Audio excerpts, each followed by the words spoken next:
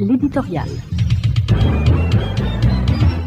Un plan de sortie de crise, l'ex-premier ministre intérimaire Jean-Michel Lapin, mars-juillet 2019, rompt avec la paralysie générale pour faire une proposition de sortie de crise, sans toucher apparemment à la formule du gouvernement en place avec à sa tête le Premier ministre, Dr Ariel Henry, et l'assistance d'un haut conseil de la transition HCT. La proposition de Jean-Michel Lapin touche cependant aux fondamentaux. 1. Un nouveau cabinet ministériel, comme d'ailleurs cela a été annoncé depuis longtemps, mais sans résultat, est composé de personnalités choisies pour leurs compétences dans le domaine en question et non selon des critères d'appartenance politique. 2. Une volonté de ménager les ressources publiques, si rares, en commençant par réduire le nombre de postes ministériels. Et 3. Des objectifs se voulant clairs et adaptés aux urgences du moment. En un mot, comme on dit, aux grands mots, les grands remèdes, le mot que le pouvoir actuel n'ose pas prononcer, un cabinet de crise, qui dit mieux, un gouvernement de salut public. Objectif numéro 1, rétablissement de l'autorité de l'État, avec, si ce n'est à sa tête, des généraux étoilés, comme au temps jadis, mais des compatriotes qui ont fait leurs premières armes. Et nous citons, au ministère de l'Intérieur et des collectivités territoriales, un ancien directeur général de la police nationale ou un ancien militaire. Idem au poste de ministre de la Justice et de la Sécurité publique. Bref, l'instauration d'un régime d'état martial, avec ou sans le mot, puisqu'un gouvernement avec pour principal objectif le rétablissement de la sécurité et de l'ordre public.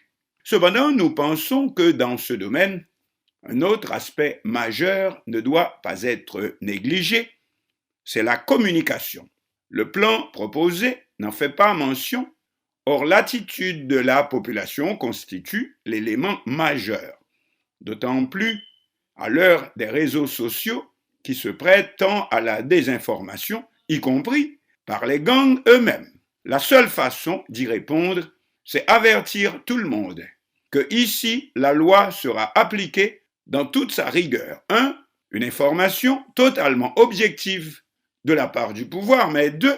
L'acceptation aussi par tous que liberté d'information ne signifie pas licence et qu'il y a un prix à payer par les colporteurs de rumeurs, voire ouvertement de fausses nouvelles. Ensuite, la nouvelle proposition se veut apolitique, ou plutôt non partisane, au sens où elle donne la priorité à la compétence, sans considération de credo politique, alors que jusqu'ici, c'est plutôt le contraire. Jusqu'à présent, quelle chance a une personnalité, quelle que soit sa valeur personnelle, morale et professionnelle, d'être remarquée dans ce fourre-tout généralisé où les mêmes responsables de la crise actuelle se retrouvent en première ligne. Peut-être que le plan proposé mériterait même d'être un peu plus clair à ce sujet, ou laisse-t-on à la société civile le soin d'en décider, d'en faire le tri. Justement, société civile, c'est un mot qui ne paraît pas directement dans le plan, mais en même temps que ce dernier dit clairement, nous citons, plus de 30 ans de gouvernance injuste et archaïque dans une dynamique de tiraillement anarchique des systèmes politiques droite-gauche, ou plutôt nous ajouterions au sens créole droite et gauche, sans pouvoir donner une réponse urgente et adéquate aux problèmes cruciaux des jeunes, des femmes, des professionnels, des agents de la fonction publique, des chômeurs, des familles en situation de précarité criante, etc., et de surcroît toujours au nom de la démocratie. Pour conclure plus loin, et l'on espère que ce ne sont pas des mots en l'air, nous citons, tout espoir passe par le rétablissement de l'autorité de l'État, par un choix objectif et non partisan des autorités responsables des vies et des biens de toute la population. Et plus loin encore, un gouvernement fort, avec des hommes et des femmes d'expérience de la gestion de la chose publique, animés de l'idéal du sentiment d'appartenance nationale. Fin de citation. Mais quelle réponse obtiendra la proposition de l'ex-premier ministre Jean-Michel Lapin? Nul ne sait. On ne peut savoir tellement le marasme est généralisé.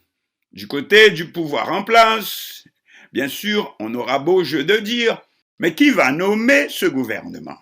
Depuis qu'il est installé à la tête de l'État, plein pouvoir, présidence et primature, après l'assassinat, jusqu'à l'heure actuelle, encore mystérieux, du président Jovenel Moïse, le 7 juillet 2021, outre qu'il a été nommé et apparemment est solidement maintenu en place par les puissances internationales, le neurochirurgien Dr Ariel Henry est seul maître à bord. Il ne répond apparemment qu'au seul blanc. Par conséquent, ce dernier ayant décidé de ne pas intervenir militairement, réponse du Premier ministre au peuple haïtien, en quelque sorte, débrouillez-vous vous-même. C'est l'appel du titulaire à la justice et à la sécurité publique aux citoyens d'utiliser le droit constitutionnel au self-défense de port d'armes, quand la Constitution ne donne droit qu'à un pistolet et que les gangs sont armés de fusils mitrailleurs et jusqu'aux dents, comme on vient de le voir encore ce week-end dans les hauteurs de Pétionville. Alors, ridicule. Quoi qu'il en soit, et qu'on le veuille ou non, la proposition Lapin semble mériter qu'on lui prête une certaine attention, pour ne pas dire considération. Et d'autre part, le temps presse.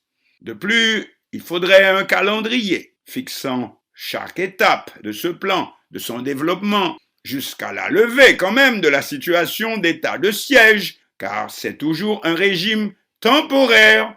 Si l'on ne veut déboucher, comme en 1957, sur la présidence à vie avec Papadoc, mais cela doit déboucher par l'élection de nouveaux dirigeants dans des urnes libres et démocratiques.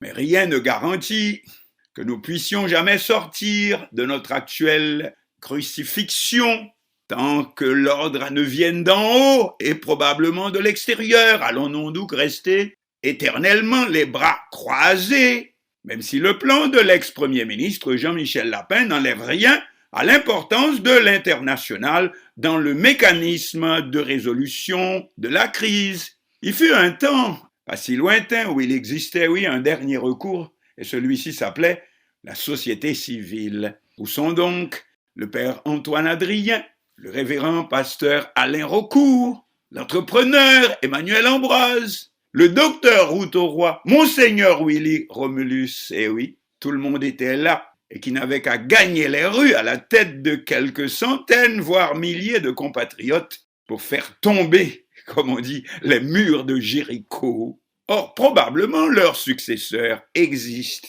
mais les jeux sont faits probablement aussi aujourd'hui pour que leur réapparition soit plus difficile. Outre que de plus, les fameuses sanctions veillent